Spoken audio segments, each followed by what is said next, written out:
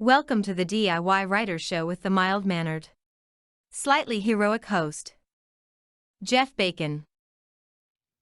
This is Jeff Bacon with DIY Writer Podcast. And today, if you don't recognize this guy, you should really be paying attention to what the hell's going on the internet.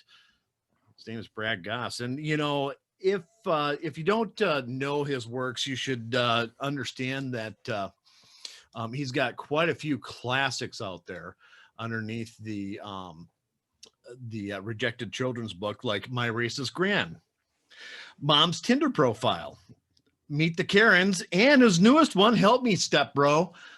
I'd like to introduce Brad Gosse. Brad, how you doing? I'm great. Thanks for having me.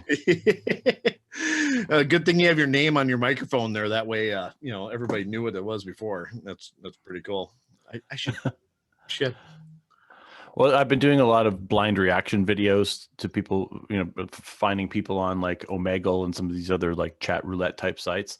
And so I read books to them, and oftentimes they'll Google me while they're talking to me or whatever. So I found if I put the sticker on the microphone, then they're kind of like, oh, is that you? Or they're like, you know, what's your YouTube channel? And I just do this, you know, I don't have to like, I don't have to spell it out for them every time.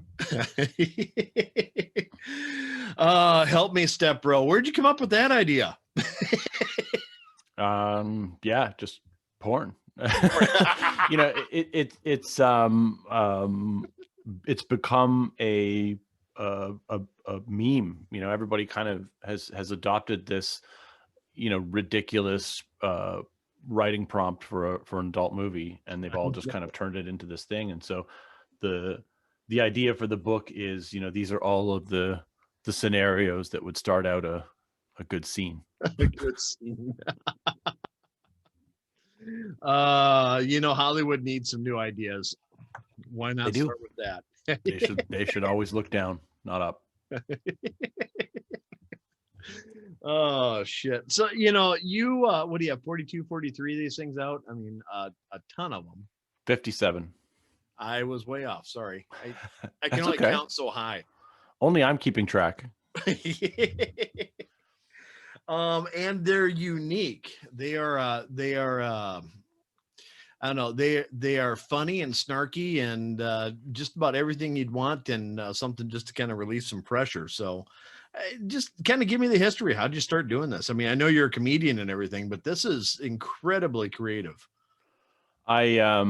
Well, you know, before I was a comedian, I was a you know, webmaster, graphic designer, web marketer person. And I own a company called Vector Tunes, and which is where most of the cartoons come from for my books. And it all started out with me making some mock children's book covers. They were like, you know, children's books that never made it, as like a, you know, a viral advertising stunt for Vector Tunes. And you know, they did okay. They went a little bit viral, but they didn't really get a lot of play on like Facebook ads or anything like that. And then I had this TikTok profile, and I was doing these jokes, and they weren't really landing. And then I thought, oh, I'll show these covers here, you know. So I was like, my name's Brad Gosse, and I write children's books. And the joke was my publisher always rejects them, which at the time I hadn't published one. So it's kind of true, I guess. There was no publisher. And here, you know, and then I would show the cover of the book, and it was Why Daddy Hits Mommy. And that video got like over 1 million views on TikTok. And most of the comments were, read this book to us. Well, I hadn't written it. So then I wrote it. And then I read it to them. And then they were like, well, we need to see the pictures. So I illustrated it, you know, and like each iteration was like, the comments were like, do more, do more, do more. And then why can't we buy this book was the next iteration of comments. And so that one book kind of went through multiple phases on TikTok where, you know, I started out with a cover, then it was written, then it was illustrated, then it was published. And I'm a methodical person. I like to build systems and templates and processes and automate workflows. I'm very, you know, good at kind of, if I do something once, you know, and I have to do it a second time, the second time I will spend days setting it up so that I can do it, you know, in an hour each time after that. So that's kind of what I did. And then from that point on, every book idea would get written, created, designed, written, published, and then shared on social media when it was already available on Amazon to purchase. Sure. And that model worked, for 57 books. I have to imagine that they're pretty successful. Yeah, I do pretty well. Yeah. I mean, I have a business, and I like things. I like to buy things. So, I have a fairly expensive lifestyle, not like overly, but fairly. So I wouldn't say that it's paying for that yet, but it's very close to sustaining me financially just off book sales. Cool. So you're in the place where a lot of authors hope to be someday. Right. And I think part of it is being counterintuitive. Like, a lot of people would say, well, why would you share your entire book on a video? Why would anybody buy it? Mm-hmm. But that has been the driving force of making sales, is sharing the whole book. Here it is. I'm reading it to you. You can watch me read the whole thing. I'll show you all the pictures, and you'll still buy it. Yeah. And your videos are funny as hell. I look forward to them. I mean, they are just, it's like, oh, cool. This is, and absolutely you buy that book because you want to, number one, it's fun to have one of your books in your office, in an office. I mean, it really is. Yeah. I like to keep them I like to put them in the children's table at doctor's offices. How's that work out? Great. I have no idea. It's like a time bomb, you're not there to see it go off. Right. You just know that it did at some point in time. Something happened, and some questions were asked of an adult later that nobody wanted to explain to a 5-year-old. Oh, yeah. Mommy, is this your Tinder file or Tinder profile? What does STD stand for? Exactly? Oh, shoot.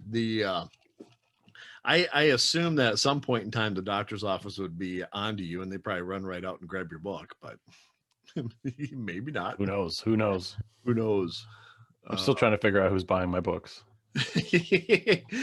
Degenerates like me. Well, thank you. Well, I gotta do my part to support the community, but they are goddamn funny. They really are. Thanks. And just the topics that you come up with are like we talked a little bit about help me step bro, which is the most insane freaking thing. I mean, help, I'm stuck underneath the bed. Well, just a minute, let me service you. Yeah, that makes perfect sense. My head's stuck in the washing machine. Yeah, and I can't get out. Help me, pull me. Oh no, here we go.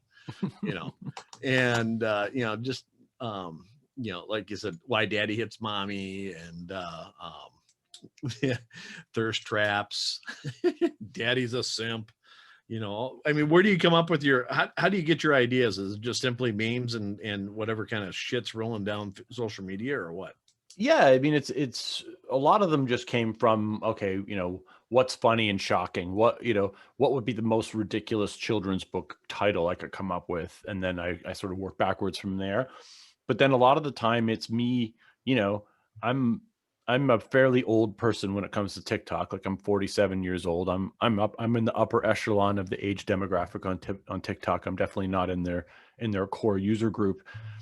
And so I learn a lot of terms along the way, right? Like, I learned what a simp was, and I learned along the way, like, these phrases and terms. And I thought, well, if I don't know what these things are, then other people don't know what they are. So it's funny how when I do I do these blind reaction challenges where I go on Omegle and I film people's reactions to my books. Oftentimes when I say pick a book, Daddy's a Simp is the book that they pick, and they laugh at it, but I can tell they don't know what it means. And so they want me to read it to them because they don't know what a simp is. And they get a feeling they're going to learn from this children's book, and they do. And so it's like, I get to teach them what it means. And like, I've read it to groups of people where, like, one person in the group's like, what's a simp? And then the other person's like, you don't know what a simp is? And then the guy's like, no. And then he's like, well, he's going to tell us what it is, because he doesn't know what it is either. And then I read the book. I don't know what a simp is, but I really want to be one. Yeah, No, you no, don't. we don't. Yeah. That's it. I can't remember what the title of it was, but the very first time I saw one of your videos, it was something about being on welfare. Oh, it would have been "We're not camping. Mom and Dad lied. We're homeless." Yeah, that's what it is. That's Yeah. what it is. Yeah. You know, and it's a sad subject, but on the other hand, I actually thought it was a spoof. Somebody sent it to me on Instagram, said, you know, because I kind of do just smart assy things on Instagram or whatever, and or I did, and somebody sent it to me. You gotta check this guy out, and I'm sitting there watching. I was like, this is funny as shit. Who is this guy? Yeah, a couple of years ago or whatever it was when I opened up my Instagram account. I'm kind of old too, so I understand. yeah, it's an affliction, kind of. But yeah, it is. I don't know. Like I said, I think you have something completely unique here that nobody else is doing this kind of stuff, as far as I can tell, and not to the degree that you are. It's amazing. Not that I know of. I mean, there's a few books in the same genre, like Go the Fuck to Sleep, and Yeah, there are. I mean, I get compared to that a lot, but I think that the difference here is this is done purely for the kind of shock value and humor and making people laugh when they don't think they're going to, and having a little bit of fun. And to me, it was more about having a stack of titles than it was having one. yeah, I like the idea that there's so many, and you kind of see people react to them, and they're like, everybody picks a different title, and it's like kind of like based on which one speaks to them the most. sure. The mom, dad, and child is the one I'm looking at, right? Or child, mom plus dad plus Chad. Your parents have formed a triad. Yes.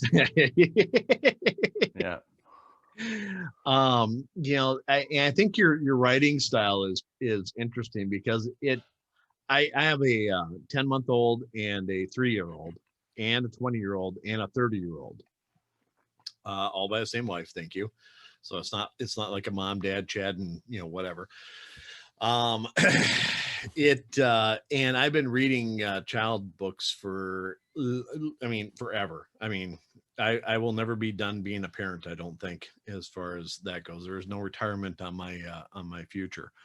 So but when I read your books, they are written in kind of a child, like kind of like a children's book would be written. It's not I don't know how to say it, but it reads like, okay, this guy's really trying to be a child author, a kid's author. This is, it's, and the animations are wonderful.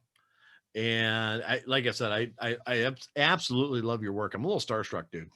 Thanks. I don't want to kiss your ass too much more. I don't, I'm not a university professor. I'm definitely not, I'm a high school dropout. So the writing might just be, me. That might just be the way you're writing. That just might be me.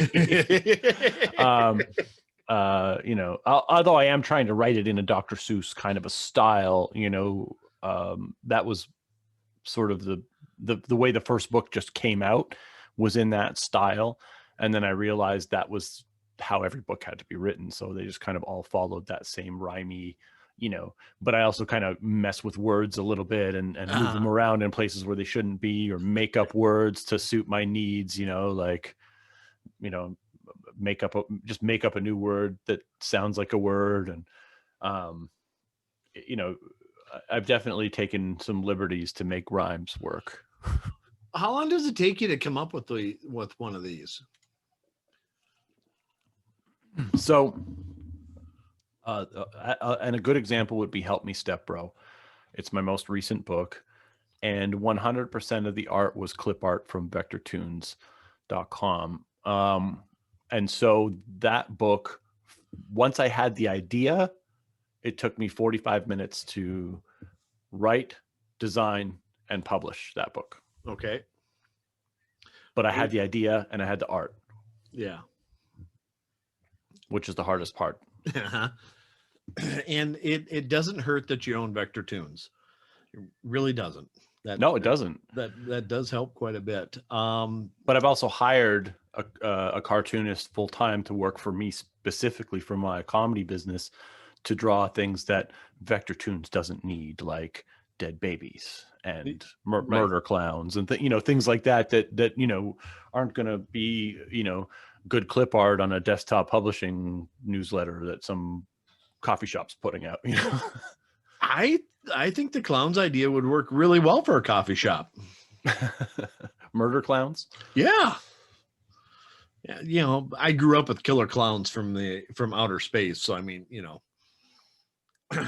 everybody loves killer clowns. Absolutely. I mean, they're the best. I see your collection in the background. You're a Venom fan, are you? I am. Yeah.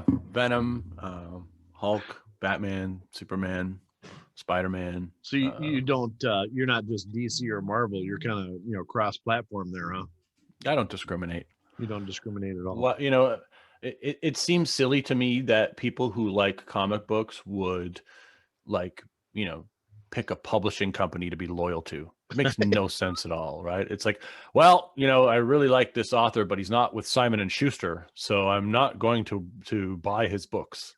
It makes no sense to me at all to be that way. I mean, they're just a company that publishes comic books and create. I mean, sure, they created the characters, but why would you be like, oh, I only buy comic books made Marvels. By yeah it makes no sense to me. It's like I like heroes, whichever ones speak to me, those are the ones I start collecting shit for. Yeah. The one thing that I would say is that Marvel by far made way better movies than DC ever could hope to. I don't know, dude. The Joker was pretty amazing. Well, okay. The Joker, Aquaman wasn't bad, but the rest of it, not all that great. I don't know. There's a grungy darkness to it all that I like. That Marvel doesn't bring that to the table. They don't bring the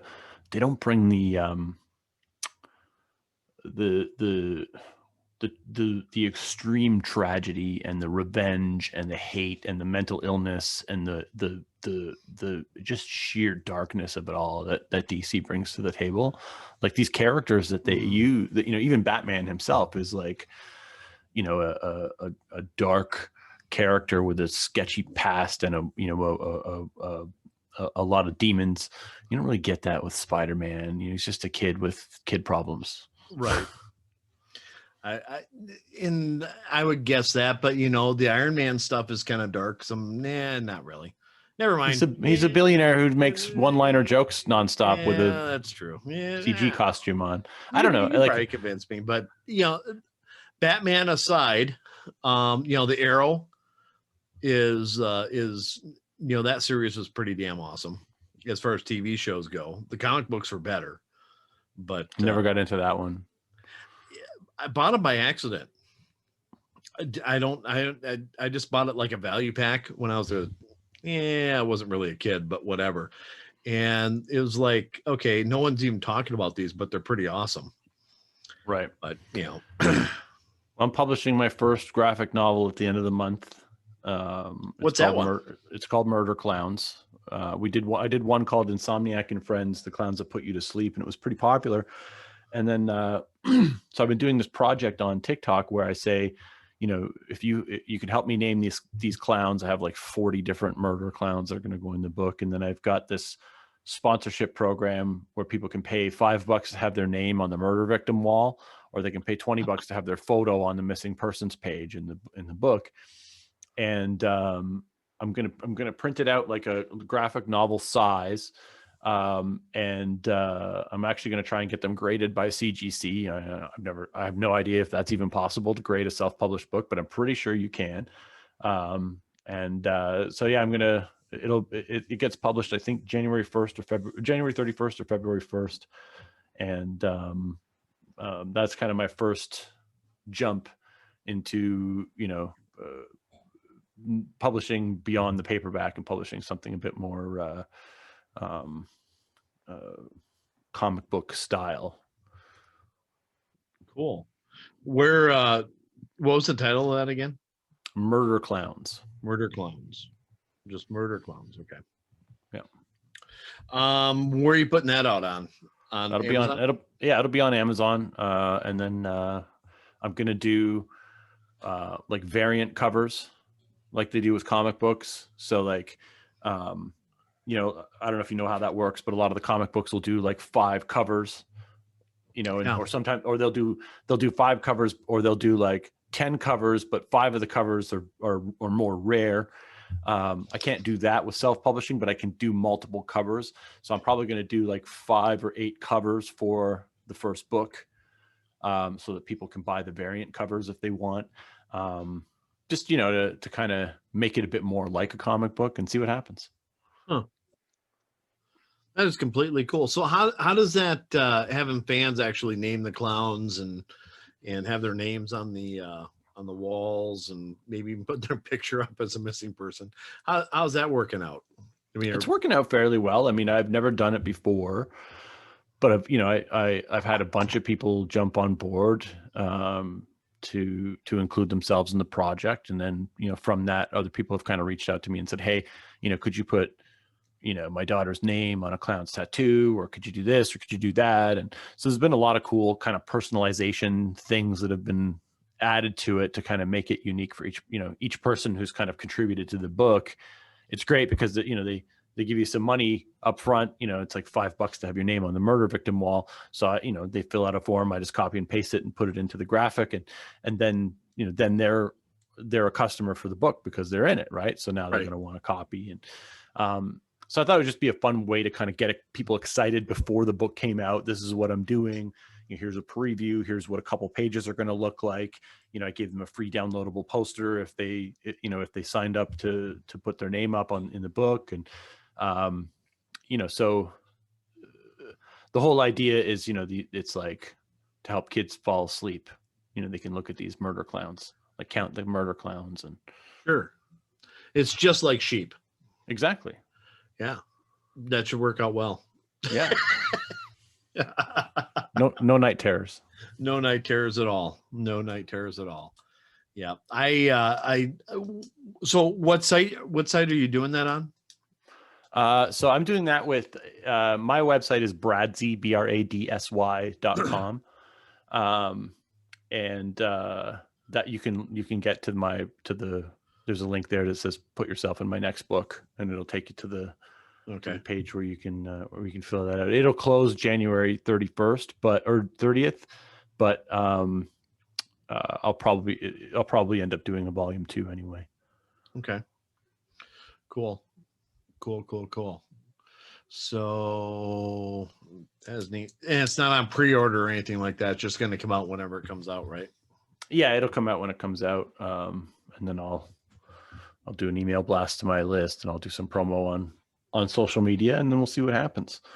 But yeah, it's just kind of a fun, it's a different project to the typical, you know, all my books are 8.5 by 8.5 square color inside. And so I'm doing that. And then another big project that I'm working on is taking 50 books and putting them into one volume. And it's going to be like multiple pages on a page. So it'll be probably like 4 to 6 panels per page. It'll be an 8.5 by 11 book. And it'll be black and white inside to drop the price, because, you know, if you do like a 400-page full color book with Amazon, the cost goes through the roof. So if you make it black and white inside, it's much less expensive to print. It'd be $100 book. Yeah. Yeah. My 14 in one books, 14 books in one are $50 on Amazon.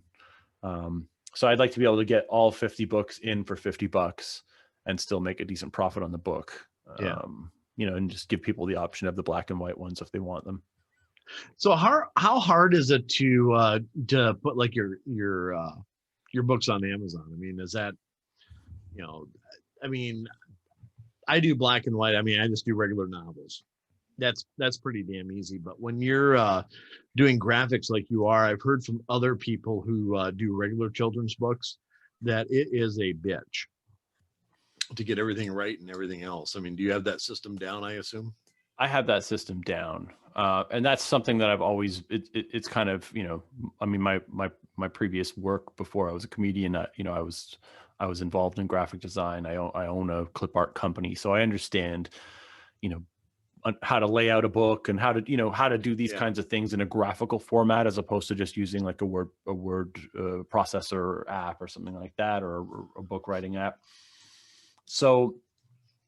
And I do everything vector, and I submit all the vector graphics to Amazon in a PDF. Like, the book is uploaded as a vector PDF, multi-page vector PDF, and so it's, I would say that my workflow now is close to perfection. I mean, I have I just have a template. I basically just make a copy of that, make a duplicate of that blank book.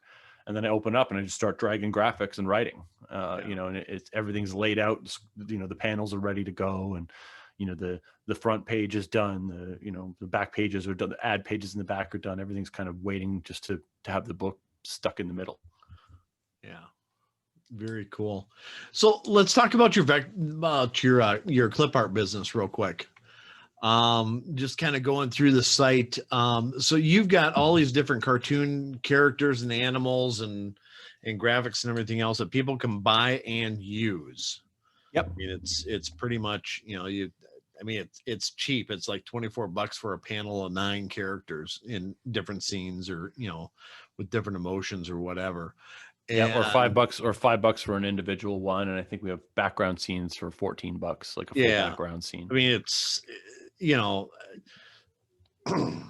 don't know how much better you could actually get if you're trying to screw around with graphics or whatever, and be able to plunk it in. And they work with just about any type of graphic program that you're using. I assume you're probably using InDesign, Adobe InDesign, or to do my books. Yeah. No, I use an app called Comic Life. Oh, really? It's like a $30 app. No kidding. It works on Mac and PC, and I've used that app for, like, I don't know, 10 plus years. It's a very basic graphic design app, but it allows you to make comic books, and you can specify any page size you want, so you just kind of plunk in the dimensions that Amazon gives you, and you can make a book and then export out a PDF and export out a Kindle file, and it does it all. No kidding. Yeah. Well, that's a hell of a lot cheaper than Adobe products. Yeah. I have those too. I mean, I need them, but I don't use them. I don't use them for my day-to-day workflow. My day-to-day workflow is all done in cheap software. That makes it even better. So anyway, and people can actually have you do custom art for them if they want to. Yep. If I remember correctly. I mean, there's a team of cartoonists that are doing the clip art on the regular for Vector Tunes, and they're able to take custom orders. Why don't you run through the sales spiel on this real quick, because I won't do it justice. It's basically just pre-designed clip art, cartoons that you can use in your designs, and if you're doing children's books, or you're doing merch like t-shirts or coffee mugs or whatever it is you want to stick a slogan with a picture. Chances are Vector Tunes has the image that you want, and it's definitely been there's a lot of fringe type images there. Weird stuff you're not going to find, people twerking, and weird stuff that you wouldn't necessarily find on, like, Shutterstock or whatever. Yeah. So for $5 for a single cartoon character, you get the commercial rights. You can put it in your YouTube videos, and your books, and your advertising, and your whatever it is, social media, whatever you're doing. We're not going to, if you've purchased the image from us, we're not going to police how you use it, as long as you're not selling it to anybody else with a license like we sold it to you. Right.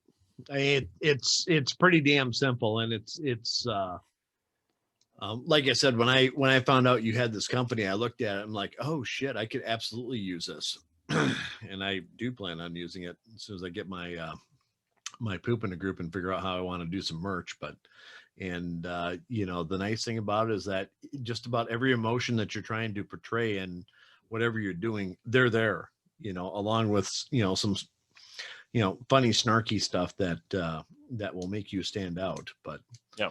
you know, on the other hand, here I'm telling everybody that you should really use this site, and it's like, yeah, you know, I want my stuff to be somewhat original, but you know, again, if you have a particular scene or something like that that you think I need this done, you can actually contact them and they'll draw a scene with either pre-made characters or whatever character you come up with and do custom art for you. So I mean, it is absolutely the, you know, it's a really cool site. And that again is vectortunes.com. There goes the advertisement. Great. Cool. So, you know, we've talked about your books and we've talked about Vector Tunes and everything else. So what are your hobbies, man? What do you do? I mean, besides collect shit? I make people laugh. That's what I do. My hobbies are, you know, all behind me. I collect coins, comic books, and art and statues. And then I collect money. Oh, cool. That's the other thing I do. And so I you know, I don't really have, I'm not like a sports person. I'm not a, you know, I mean, I like to watch Netflix like everybody else, but for me, it's like, I have this business, Vector Tunes, and then I have, you know, the comedy, which is like, I mean, especially the last couple of weeks, the hours that it's consumed, you know, sometimes I don't go to bed till 5:30 in the morning because I'm up, you know, showing strangers my books on the internet in the middle of the night. And it's creepy and it's weird and I love it. Yeah, you know, it used to be creepy. Now it's in style. Well, it's creepy when you're my age and you go on the internet and you're on a webcam site and it's mostly, you know, teenagers, and a lot of them are calling me grandpa. What are you doing on here, grandpa? You know, or whatever. So it's kind of weird. And when I say creepy and weird, it's me that's creepy and weird. It's not them. It's not you. It's me. Yeah. So how do you deal with those little shits? I make them laugh. Yeah. I say, try not to laugh. And they're like, what? You're going to make me laugh? And then I say, yeah, in 67 seconds or less. And then they immediately do this, you know, okay. You know, they put their arms over their, and then I start showing them books. They don't know what's going to come. They don't know what I'm going to do. Right. So then I'm like, well, you know, my name is Brad Gosse and I write children's books. And then I hold them up. And then like within 2 or 3 books, they're bursting into tears laughing. And they've gone from, you know, calling me a pedophile to laughing at my jokes. So that's what I do. I make them laugh, and that stops them. I mean, if you know, if you're on these webcam sites, basically it's like you and me talking on a webcam, but like they match you with random people. So when you're a 47-year-old man and you match with a 16-year-old boy who is, you know, all he understands is, you know, how to offend me. He wants to offend me. So he's going to make fun of my receding hairline or my age or some other thing. Yeah. He's going to try and push all my buttons because he can't do that to his dad. He can't do that to his principal. He can't do that to his teacher, but he can do it to me. And so he can't wait to do that to me. And I can't meet him there. Right. If I'm trying to be funny and he's coming at me, calling me all these names, and I come at him with insults, well, now we're just going to be, you know, 2 gorillas yelling at each other in the zoo, and it makes no sense at all. So I have to meet him and I have to come to him from a different place, you know, when he's so angry, and I have to flip him. And it's actually more fun when they start out angry. Like I posted a video yesterday and this kid was like, so you're telling me you're a comedian? And I said, yeah. And he's like, okay, make me laugh. And then that's like the worst thing you can say to a comedian is make me laugh or tell me a joke, because now, you know, well, first of all, it's like telling me to dance, monkey dance, but right. Obviously that's why I'm here. So now I have to rise to this challenge. and try to make you laugh, but he's so ready to make himself not laugh. And I still catch him off guard and I still make him laugh. And it's always fun when you can make an angry person laugh.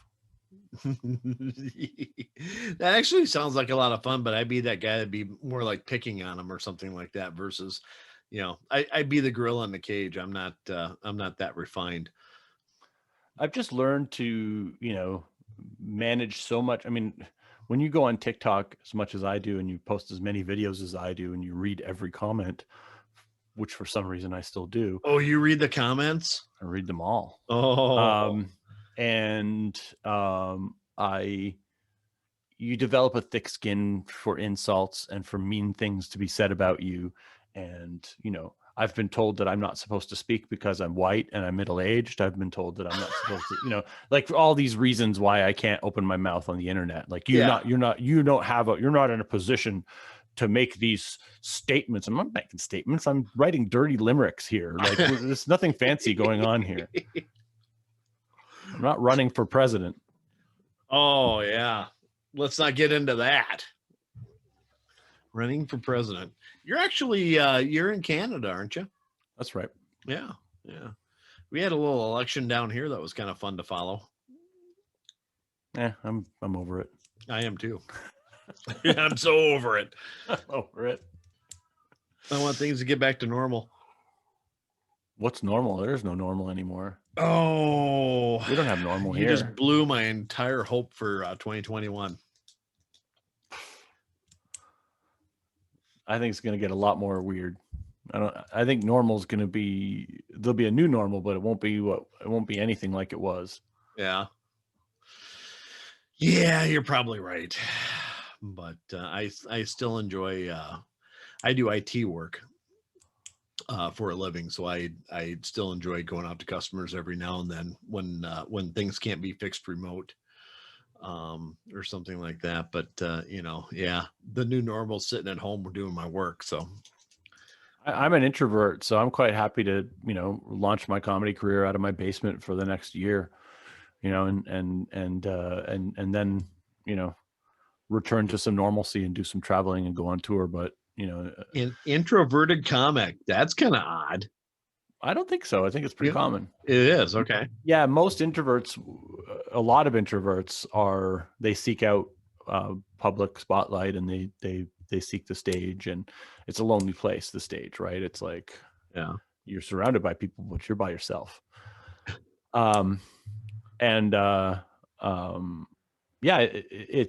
it's a weird thing, but like, in my previous life, when I was an internet marketer, I used to speak at a lot of conferences, and I did that because it allowed me to meet people, because I wasn't good at meeting people. So if I wasn't on the list of speakers, nobody knew who I was, and I wouldn't walk up and introduce myself. Like one of the hardest things for me to do is walk up to a group of 2 or 3 people and enter their conversation. Okay. Especially like you're at some event where you don't know anybody and you're trying to meet people. Like that is like I'm not an anxious person, but that would trigger anxiety for me, and I'm just not good at it. So I used to, like submit talks to be a speaker at these conferences, and they would, put me on the roster, and they'd give me a spot, and then you'd be on the board, and everybody would know who, they'd see your picture, and then they'd come up to you, you have a speaker badge, and right. people would approach me. So it was easier for me to meet people because I didn't have to approach them.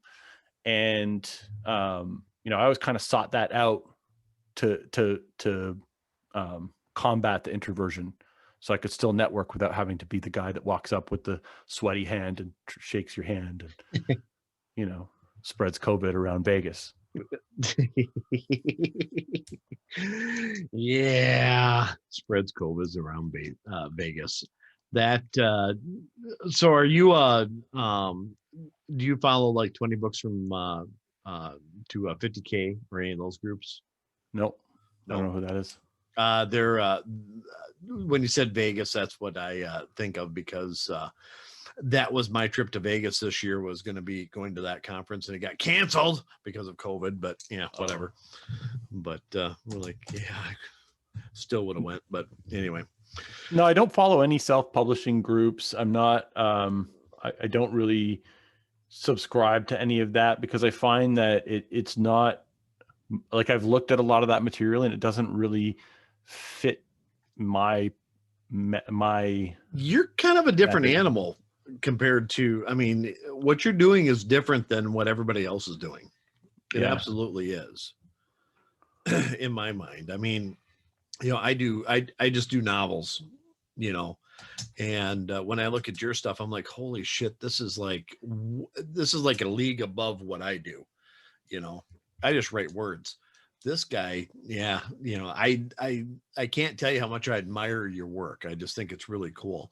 But kind of getting back to the comedy stuff. So you're a stand-up comedian? Yep. Okay. How long? And you've been doing that for how long? Well, I mean, I've been doing it on and off since 2012, but I kind of decided to make it my gig, my full-time thing about a year ago. Okay. And which with COVID, that really worked out well, didn't it? Yeah, I picked the perfect time. So I did a couple, I did a stand-up gig in 2012 and then I've done a few in the last, like just before COVID kind of hit. And then I do, YouTube, TikTok videos, stand up, basically stand up at my desk in my basement. And it's for me, it's allowed me to develop in a different way than having to kind of, look for open mics, which are hard to get when you're starting out. Yeah. Finding an audience online was way easier than finding one at clubs.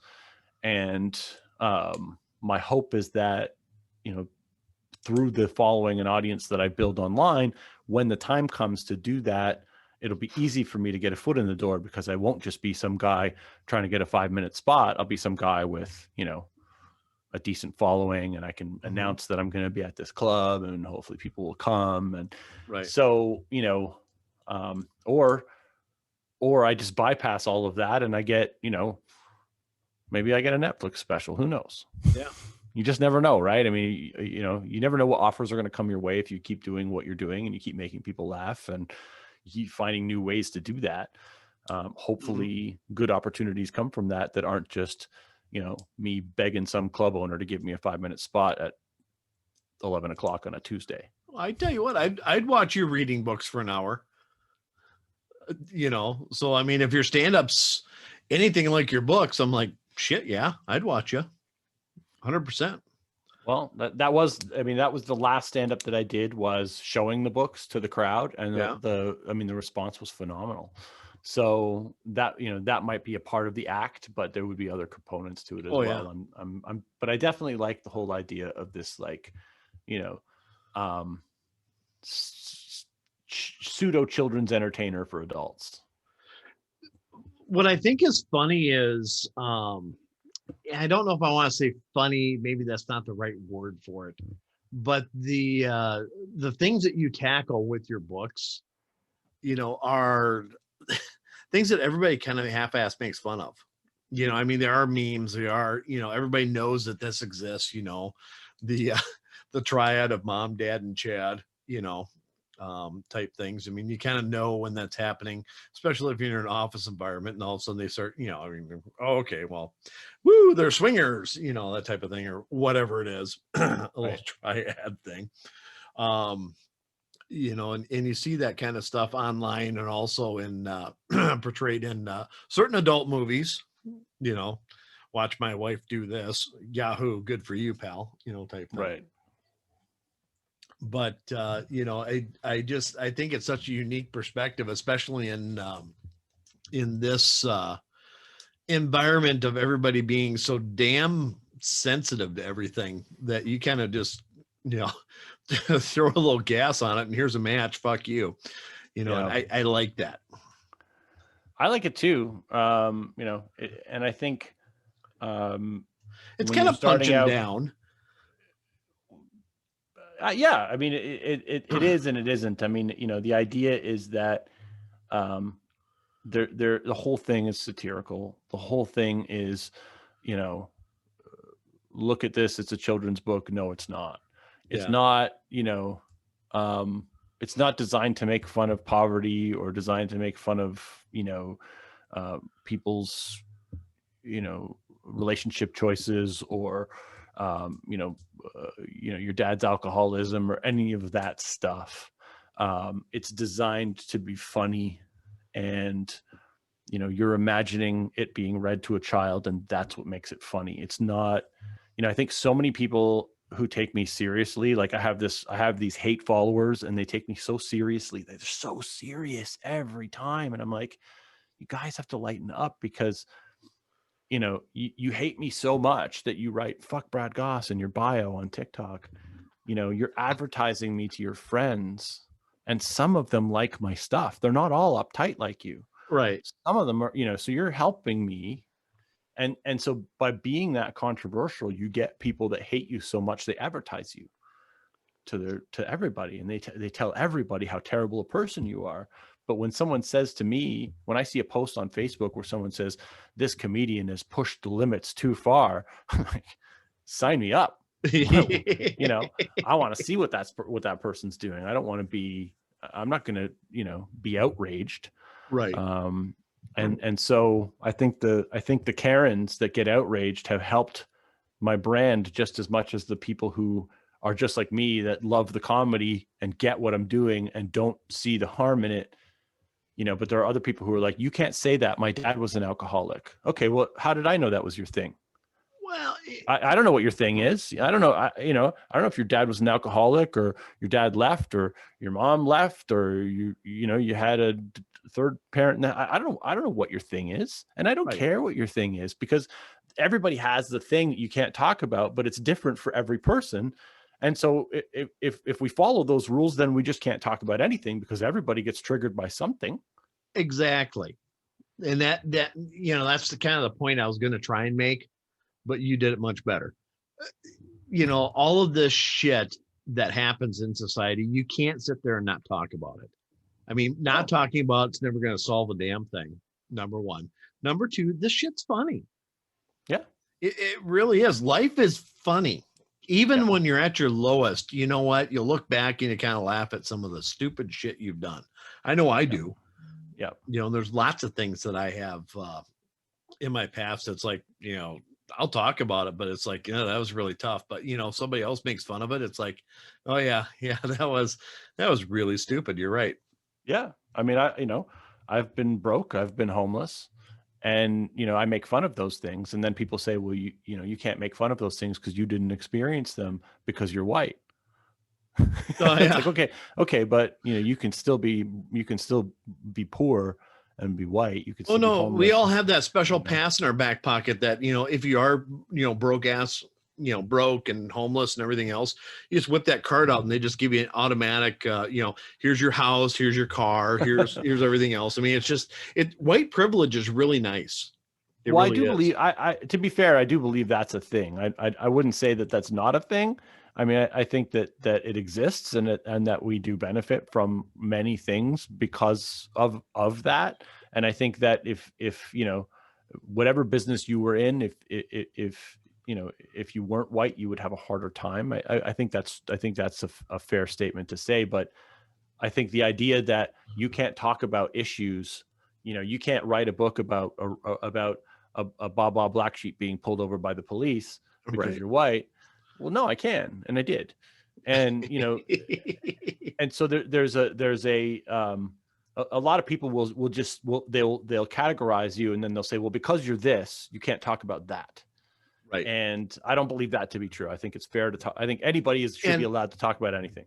And I will bet you, I'd make just about any bet that you'd want to make on this. But if you're looking at something like that from a comical or a sarcastic view, it will do much more in educating the public than writing a 110 page nonfiction book describing all the wrongs that's happened in society. By making fun of that shit, you're actually doing a bigger service than somebody that's writing a nonfiction book that tells you about all the horrors and everything else. In my mind, I mean, I think you get a bigger audience, number one, and number two, I think that you get to really see how silly some of that shit is. Yeah.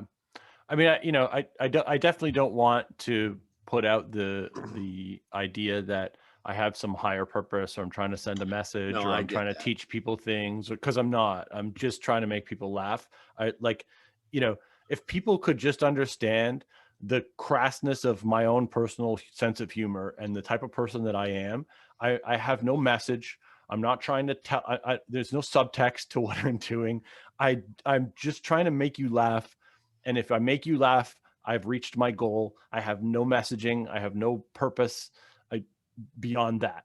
And so when people try to over analyze what I'm doing, well, what he's really saying is, society needs to have, needs to look at conjoined twins the way that they look at the oil crisis.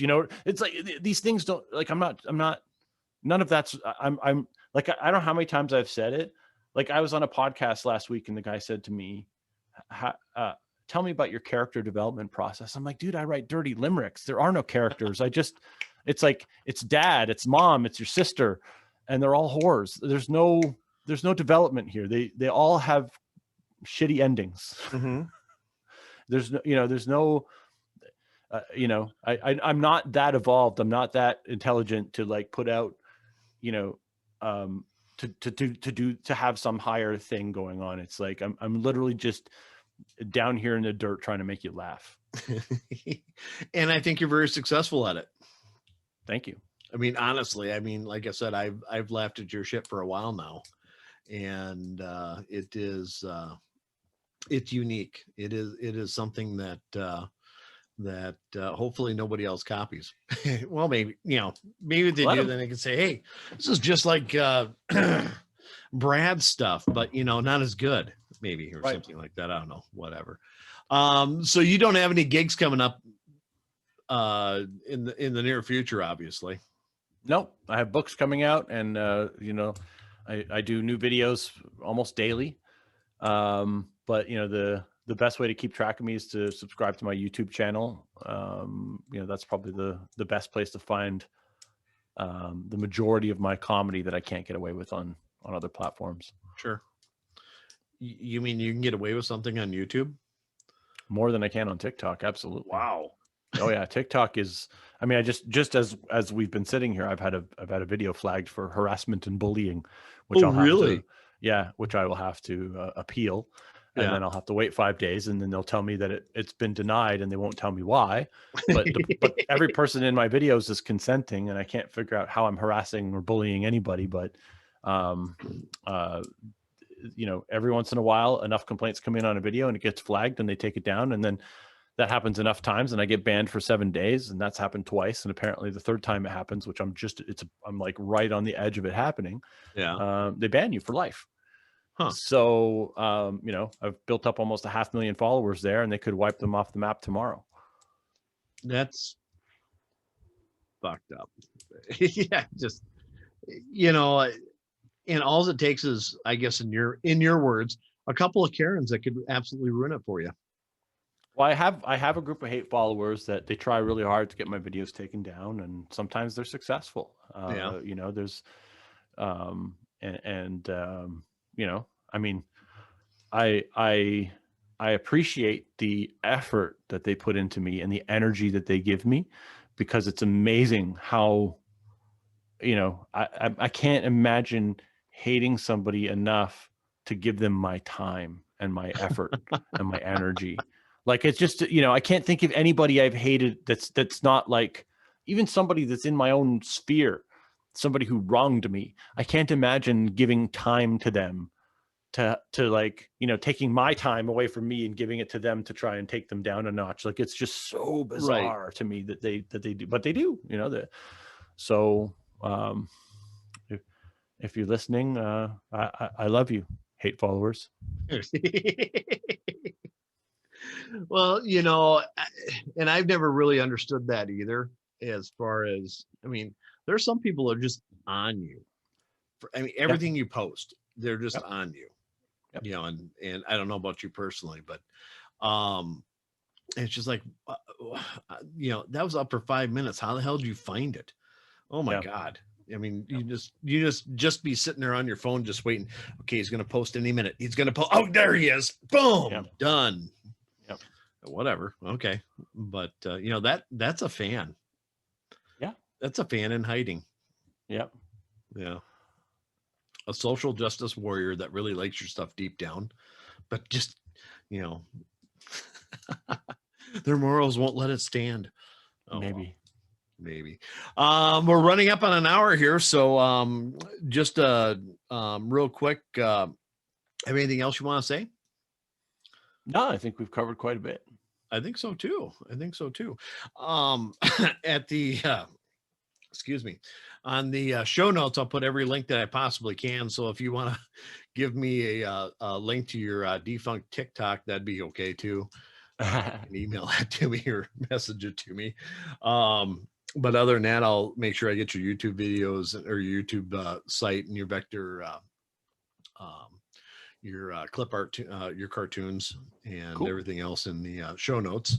I want to end with telling you I really appreciate you making me laugh, especially during this last year. It's been fun kind of following you around a little bit. I have to admit the Step Bro. When I saw Step Bro on Instagram, excuse me, I'm getting a little hoarse. It's been a long day. And when I saw that, it's like, yeah, I need to contact him and see if I can't get him on my podcast, because that's going to be a blast. And it absolutely has. I appreciate your time, and I appreciate you, just all the work you do. You are a funny ass guy, and I appreciate it. So, thanks. And if you ever have anything stateside that, you're going to be at this club or whatever, or however your career progresses, let me know, and I'll publish it to my, 5 or 6 followers. Fantastic.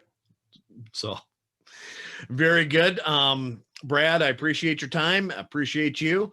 And with that, I'm going to say this is Jeff with the DIY Writer Podcast, bidding you a good day. And I want you all to keep your chin up, because it's all going to get better. I promise. I don't really promise, but it will. Maybe. Bye. See ya.